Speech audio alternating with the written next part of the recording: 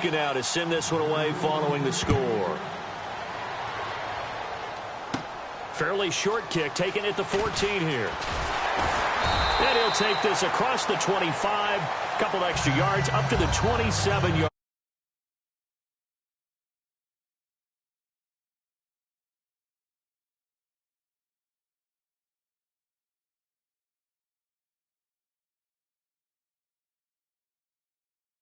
I can hear my old college coach right now.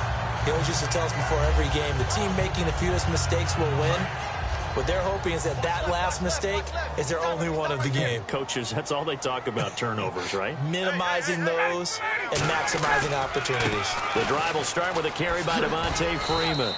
Not much room here as he only gets it to about the 30. And when you watch Devontae Freeman run the football, you can almost close your eyes and hear him running the football, can't you? Because people just scatter. I mean, you know, when he goes through a pile, it moves in a positive direction for him. I just love how hard he plays the game. 1,000-yard season. He had 11 touchdowns last year. In March, 25 years old. So he's kind of hitting that sweet spot for a running back, isn't he? He really is. And I still remember the evaluation of him coming out of college. He does everything well, but you weren't sure he had a dominant trait. Well, wrong about that. He's dominant in just about everything he does, and I think that he's going to continue to elevate his game and seek a third Pro Bowl in 2017. 3rd and 5, so they bring in an extra defensive back. Expecting pass. To throw is he rifles one that's intercepted. Picked off by Deshaun Shedd. The Seattle offense now set to come back out on the field. And they were able to punch it in the end zone last time. They'll be looking to do that again here for the defense. Obviously, they'll be looking to stop them from punching it back in the end zone. It always is punch, counter punch, isn't it? And which team has the advantage? Well, let's just go back. Last time on offense, they rolled downfield, got into a good rhythm. Looking for Baldwin, intercepted. Picked up by Robert Alford. And he'll return this one just shy of midfield to the 49. Atlanta now coming out on the field. And following the interception, just any interception, are you a little bit more cautious when you start that next drive, or no, you just throw that out the window? I think you are. I don't think that there's any way you can run back out there and go, totally didn't affect me. Let's just go ahead and be loose with the football again. You're going to take care of it, but you have to be... And this is caught inside the 5. Touchdown, Falcons. Julio Jones, 51 yards. And the Falcons have retaken the lead. It's up and good, and the lead now moves to 9-7.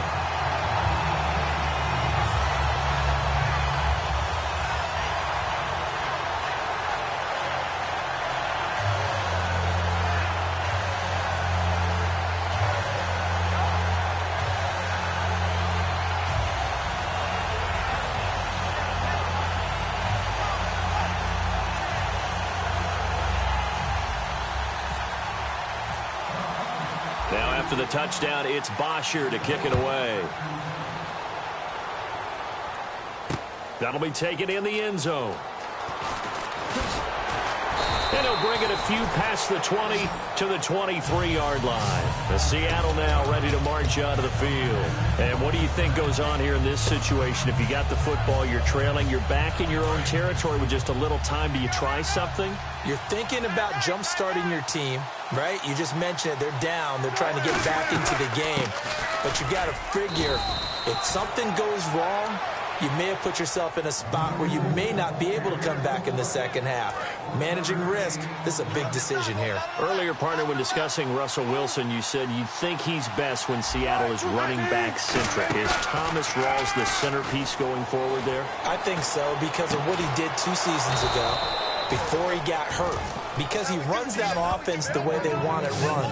One cut, downhill, get upfield, and Thomas Rawls is perfect for that. If he stays healthy, that allows Russell Wilson now to throw the play action, the bootleg passes that really hurt other teams defensively. And Rawls has youth on his side, just 23.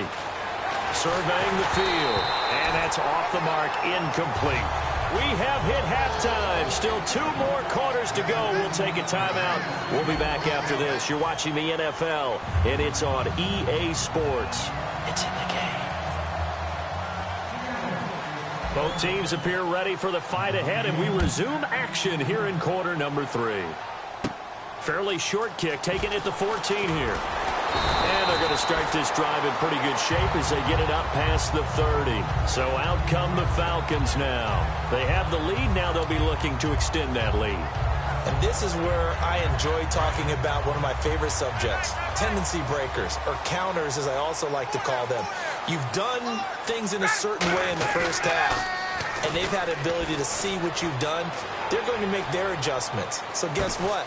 You adjust yours. It's caught inside the 25. A big play there. Ryan to Jones. 46 yards.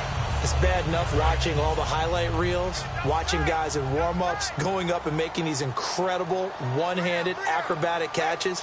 But when it happens right in front of you, when you're defending him, that just makes your day that much. This is caught. It's Sanu this time for a Falcon touchdown. Mohamed Sanu, a 22-yard touchdown grab. And the Falcons will add on to their lead.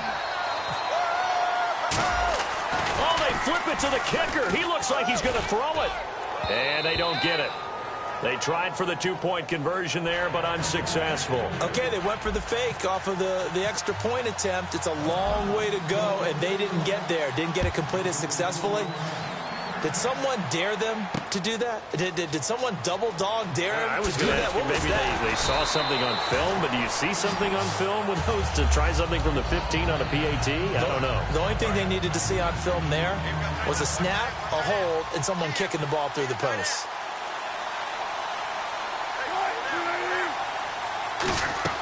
They start on the ground with Rawls.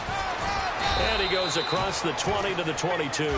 He'll get a nice chunk there on the first down run, and it's 2nd and 4. First play of the drive, let's give credit all around. Excellent blocking, but the guy carrying the ball, he was the finisher. A really nice run.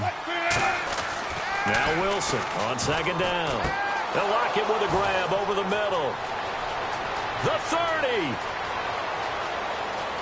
And all the way in, touchdown Seattle. Tyler Lockett, 77 yards. And the Seahawks a 2-point conversion away from tying the game. Good pass, clean catch, and a house call there on the fly route. And not that much room to operate. So that tells you about his acceleration. We always talk about being able to go from 0 to 60 real fast. It took him less time than that to get the top speed and complete that play. And no, it falls incomplete. So the 2-point conversion, no good. They made the decision to go for 2. They didn't get it. They remained down by 2 points. Should they have kicked it there? Third quarter, I'm okay with it. Maybe first or second, you don't? I don't know. What do you think? Yeah, again, I keep coming back to I don't like to chase a lot of points. Yeah. But I also don't know what kicking an extra point being down 1 does for me. And no thought to bring this one out. He'll just go down to a knee, and they'll take over at the 25. Now the Falcons offense gets ready to head back onto the field. And they will simply, Charles, be looking to duplicate what they did last drive when they were able to push it in for 6. And they hope it'll be that easy, right? To be able to take exactly what happened before, replicate it. They have to make a few additional changes along the way because rush coming, and he's taken down. K.J. Wright coming on the blitz. He gets him for a loss of 7. Man, he got in there so quickly, Charles. What could the offense have done to adjust and account for that? But what you're hoping is that you figure out and you see and get a clue that maybe there's going to be some pressure coming at you, and you change the blocking schemes. Maybe you go to max protection. The biggest one is maybe you bring your running back in to try and keep you clean. But in that case, that didn't happen.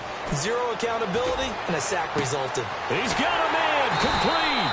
And he'll be taken down, but not before he gets into enemy territory.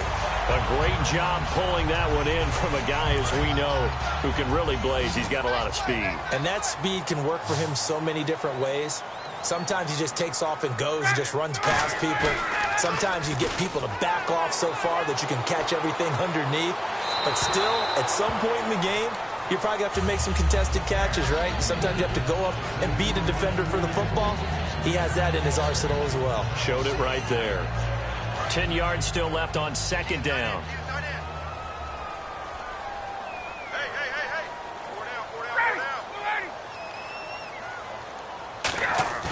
Second and 10 now. Ryan.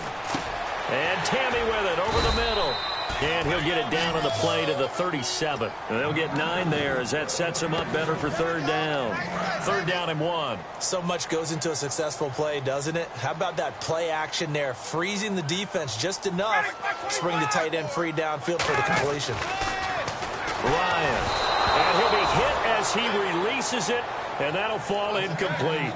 Well, the numbers have been good in the passing game, and certainly a big reason why they have the lead. But now here, third quarter, maybe go to the run game a little more? Yeah, perhaps. I mean, after that incompletion, a little credit to the defense for shutting them down on that play. Maybe you try and run the football a little bit more in this spot. But they have to feel good about how they've been throwing it overall. And that will wind up just short. He had it on line. It ran out of gas at the end. But a flag is down here, so hold on. Let's see what this is about.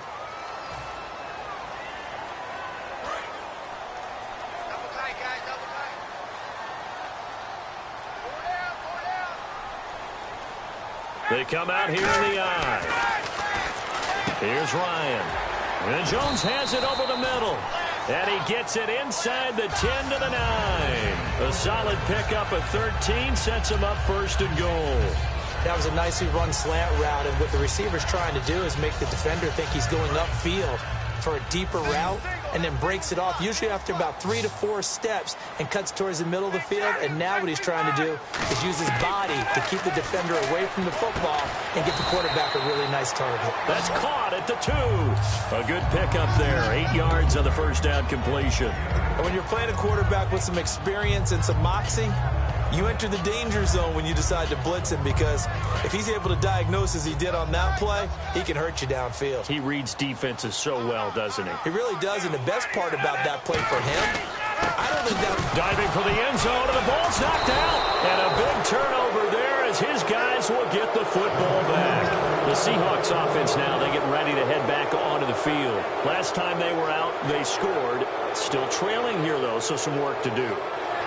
But it's okay in terms of mindset. Because they scored the last time, they're not quite as worried about being down on the scoreboard, because now their confidence is a little bit higher. They feel like they got something going, and they feel like they can attack again and put more points on the board. Are you scoreboard watching if you're the offense, or are you just focused on this drive? We wouldn't be telling the truth if we said that they didn't scoreboard watch. Everyone does it to some extent. But you've got to set it aside right now and just focus on this series. That'll take care of the scoreboard if they punch it into the end zone. Second and 10. It's Wilson again. It's caught on the left side by Kurz. He will not go down. Have to retake those ankles. A big play that time for the Seahawks. 42 yards. As we continue to advance in the NFL, as people continue to scout players, they really don't care as much about body types as they care about those guys who can make people miss, run through tackles, and gain all that additional. And Wilson's going to be intercepted a third time. A great read, and it's picked off. And they have the football and will set up shop at the 33-yard line. Atlanta now coming out on the field. And so close to hitting pay dirt last time, fumbling down near the goal line. Now, how does that affect their psyche this time around? It's a tester, that's for sure, because to be that close and come away with no points is really disappointing, not just for the guys on offense, but the defensive players, too, who thought, hey, we'll put some... Nowhere to escape, and he goes down. Cliff Averill in there to bring him down for a loss of 7. Defensive end gets in there that time. They were in a 4-3. What's the responsibility of the ends versus the tackles there, Charles? Well, most of the time when you talk about the ends, they're your pass rushers. They're the guys that you turn loose to try and get to the guy who's going to throw the football. The tackles, usually more of the run-stuffing variety. But the way this game is advanced, you're wanting a little bit of everything out of all of your guys. But let's just go ahead and break it down and make it simple. The guy who's the right defensive end versus a right-handed quarterback, that's the blind side. He's going after the quarterback. He's going to put him on the ground. A hit as he throws there, incomplete. Not too many things get to a quarterback of this magnitude, but I think it's safe to say that pressure can get to any quarterback. Now, he's obviously a great franchise quarterback, but felt the pressure, threw it incomplete. A nickel look by Seattle on third down. Yep, 5 defensive backs now. Out to his left. Now he'll throw deep left side. And this will be caught at the 30. And he just falls short down at the 1-yard line. And when these two are clicking, Ryan and Jones, and we've seen multiple hookups here in this one, usually their offense is clicking, and that's why they're winning. Yeah, they tend to follow what those two do. They set the tone for either a good day or maybe a tougher day. And right now, we're seeing an excellent game because those two are finding each other. Doesn't matter where on the field, they're making plays. They come out here in the eye. And he's going to go down just outside of the 5, right around the 6-yard line. Mike Morgan from his outside linebacker spot. He gets him down here for a loss of 4.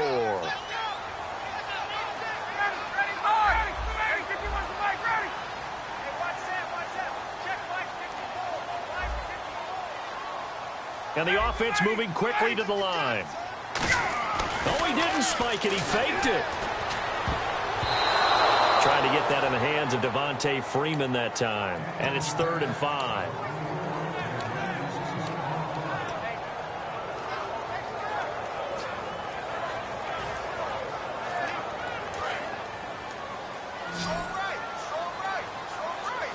An extra defensive back in the game here on 3rd and goal. Now it's Ryan. Out to the flat. That's complete to his running back. He loses 4, and it brings up 4th. A pass for negative yardage, obviously no good. Maybe he shouldn't have thrown it, or maybe he shouldn't have caught it. I think we were seeing it at the same time, weren't we? Maybe you let that one go, right? Because you can see the lost yardage about to develop. But that goes against every instinct of a receiver. They're taught to catch everything. So it's really hard to be mad at him and yell at him for trying to make that play. Here's Bosher to kick it away. That's fielded in the end zone. And no run back here. This will be a touchback, and it comes out to the 25-yard line. The Seattle now ready to march out of the field. And with 3 interceptions thrown already, we'll see. Do they rely more on the ground game here? They may have to change things offensively to try and settle things down, not just for the guy throwing the ball, but for the rest of the offensive unit, because their confidence has to be shaken a little bit. And you just wonder, is the backup going to start to warm up a little bit over on the sideline?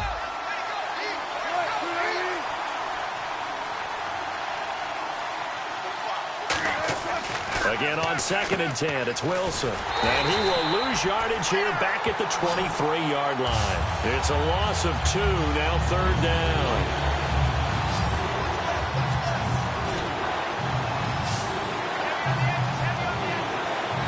One receiver left, 2 to the right. Wilson. And that is incomplete. The intended target, Doug Baldwin. And it's 4th down. Here's John Ryan now, as he's on to punt for Seattle. As a general rule, receivers love the comeback route because it puts them right in the sight lines of the guy throwing the ball. But in this case, the defender saw it and were able to knock it away. Whoosh. So a change of possession here on the punt. And the Falcons are set up well to begin their drive, as it'll begin in enemy territory already.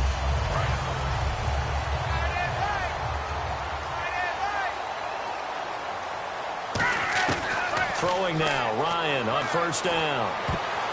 And his throw's going to be incomplete. And that one was knocked away, and I think the defender's going to be a little upset with themselves. They made the play on the football, but that one felt like a forced pass by the quarterback. Thought he had someone open. He really wasn't. Maybe an example of having too much confidence in his receiver that no matter what, I'm going to throw it to him. And that was a play made by the defense, and it could have been a bigger one. And when all else fails as a defender, when you're not there in the coverage, your best friend is exactly what we saw there. A big play shot taken by the offense. Unfortunately, it ended in a big drop. On 3rd down, Ryan. And now another one thrown incomplete. There are a good number of coaches at any time they call an in route are really worried about the play because there's so much traffic ordinarily that the ball has to get through to get to the receiver. And on that play, it was batted down. He gets this one away, and boy, it's another boomer. And not what he was hoping for there, as this will hit in the end zone for a touchback. The Seattle now ready to march onto the field. And on the last go-around, they really couldn't get anything going.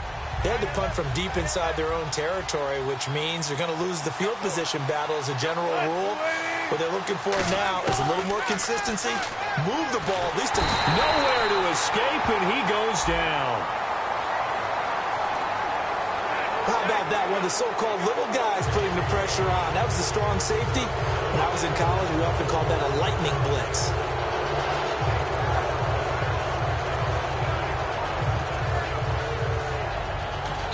And now a timeout defensively by the Falcons. It's just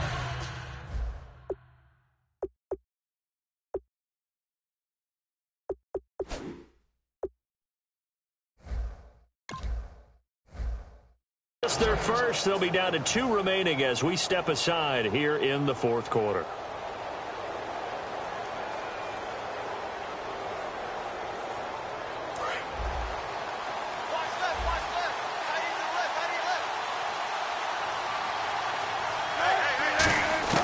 From the gun, it's Wilson.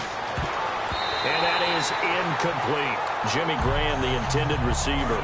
And that'll bring up second down. And let's see what the defensive coordinator may have up his sleeve here to try to get this final last stand and win this football game. Baldwin with it over the middle. And he'll be taken down, but not before he gets into enemy territory. And at this stage, down in the second half, looks like they just wanted to find a way to get it in the hands of their playmaker, and they did. I think you're exactly right. I don't think the coordinator's looking at his play sheet and trying to figure out which play will work well. He's trying to figure out how to get the ball to the plate. And no escaping this time as he'll go down. They got him for a sack. Grady Jarrett in there to take him down and to take us to the 2-minute warning. Time for a break. We'll come back for the electrifying conclusion after this.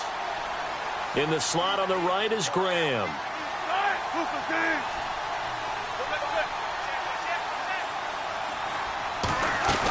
On second down, Rawls.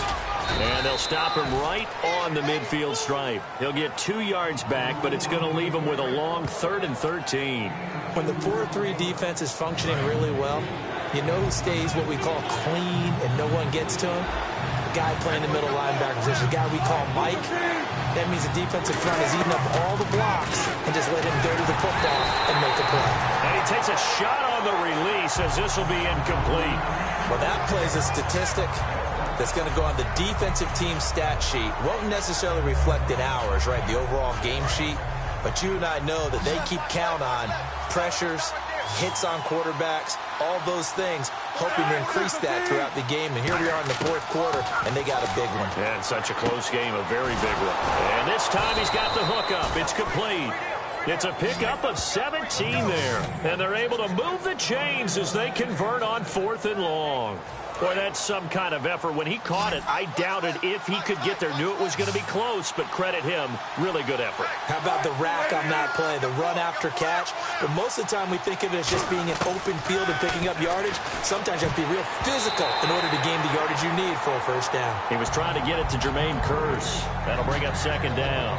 Give him credit for batting it away, but unable to come up with the interception. And sometimes that joke does come true. Guys are on defense for a reason.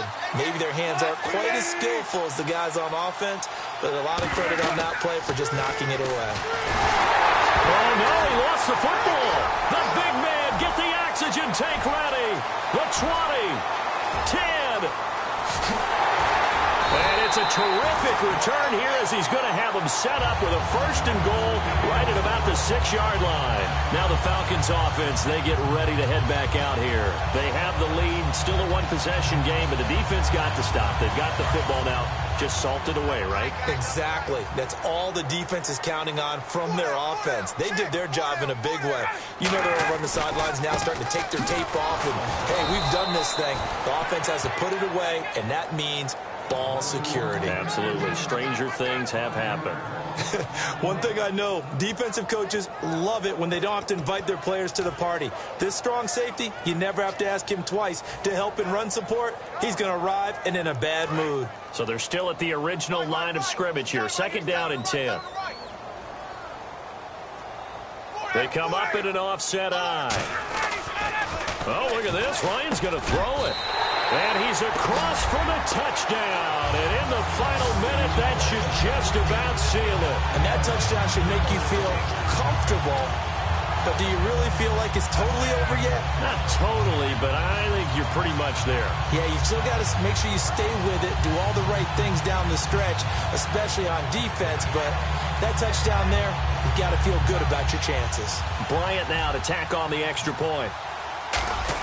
Oh, they flip it to the kicker. He looks like he's going to throw it. Wide open receiver complete. And he'll get into the end zone as a 2-point.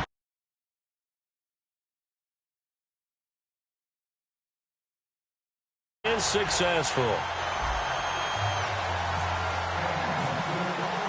Now after the touchdown, it's Bosher to kick it away.